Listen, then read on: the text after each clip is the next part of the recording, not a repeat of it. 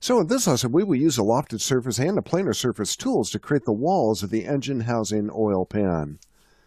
So we're going to be following the same format we've been following throughout this tutorial. We're going to have a lesson file open that we're going to be adding to throughout this tutorial. And we're going to have a reference file open, the completed model, so we can see what we're going to be doing as we move forward. So let's go and look at our models. Let's go and look at our reference model, our completed model, and see what we're going to be doing in this lesson and the following lesson. If you take the rollback bar and roll that down just a little bit to below the folder of the oil pan items, let's go and open up that folder and take our rollback bar and roll that up a little bit. What you can see in here is our completed oil pan. We have a couple trim surfaces. Ultimately, in the end, it's all knitted together.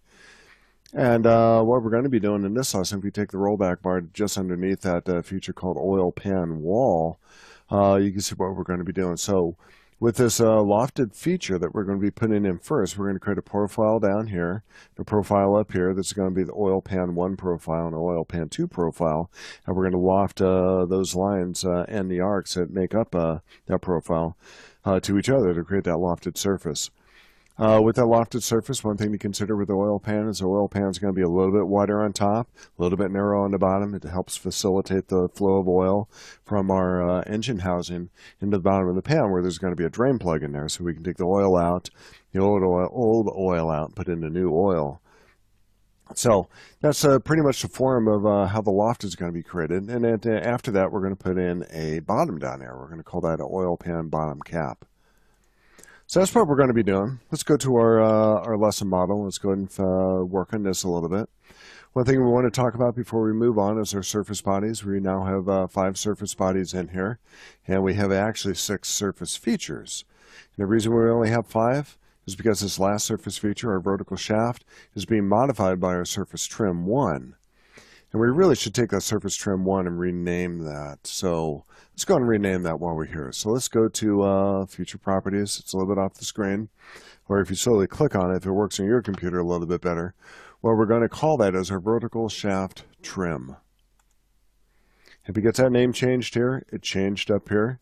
So one thing to keep in mind about surface bodies or solid bodies when you're dealing with that, every time you change a name down here, or the feature name down here, it's going to change up here in your surface bodies. But you do have the opportunity up here, surface bodies or solid bodies, to rename this.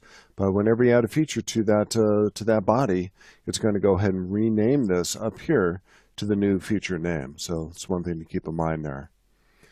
Okay, so let's talk a little bit about how these planes get in here. We've already used a couple of different planes in here. We've used a front plane housing outer and a front plane housing inner. We have our front top plane oil pan and our top plane oil pan 2, 1 and 2.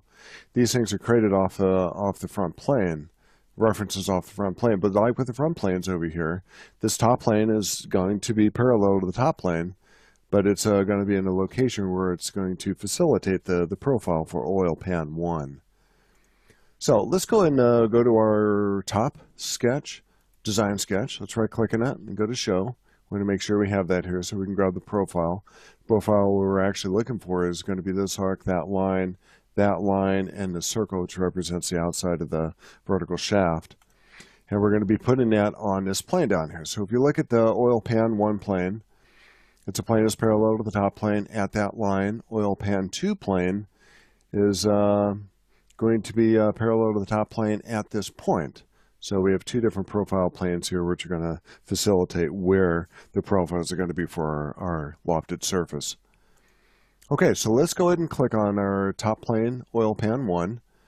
Let's go to the sketch tab like we've done before. Go to the sketch button up here. Let's go to convert entities.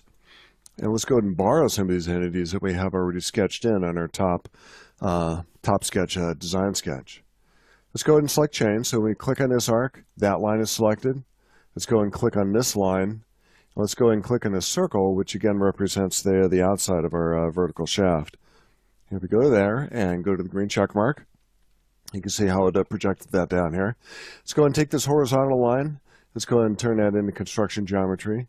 Let's go ahead and trim some of these entities out. We're going to trim up that part of that circle, that part of that line, and this bottom part of that circle. But you do want to make sure you keep that center line intact. And yeah, that's our oil pan 1 profile. What I like to do with these profile sketches, I like to rename them so we can keep track of them. We're going to call that oil pan 1. And then when we're all done, we can rebuild that, and you can see it as solid model lines amongst all the construction lines that we have for reference in the background. And I do that for sweep features too. I like to rename these things. I don't always do it, but if it's going to be a model we're going to be referring to over and over again, it's always a good idea to name those. Okay, so let's go to our second profile plane, oil pan 2. Let's go to Sketch again, Sketch tab. Let's go to the Convert Entities. And we're going to convert a couple different entities here, just two. We're going to go ahead and convert this line and that line. And we're going to be using these two lines as a reference again too. So green check mark.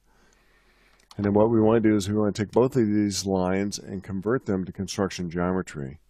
Now one thing to keep in mind about this line, if we were to put an arc at the end of this line and try to connect it to that point like we're going to, that point is going to remain static to that point down here. So what we need to do here is just kind of move that around a little bit so we can get that out of place.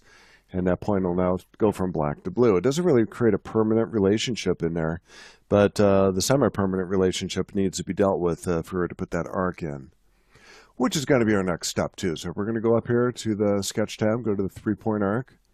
We're going to go and click on that endpoint, click on this endpoint down here, kind of manipulate that arc in such a manner. We're going to keep this as reference geometry.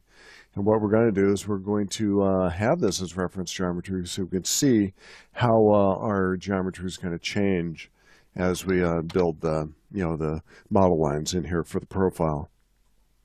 So we made that tangent, but we also want to make sure that that arc is going to be on this line. By doing that, it makes the endpoint of that arc tangent to a vertical or horizontal line that might be perpendicular to this line over here.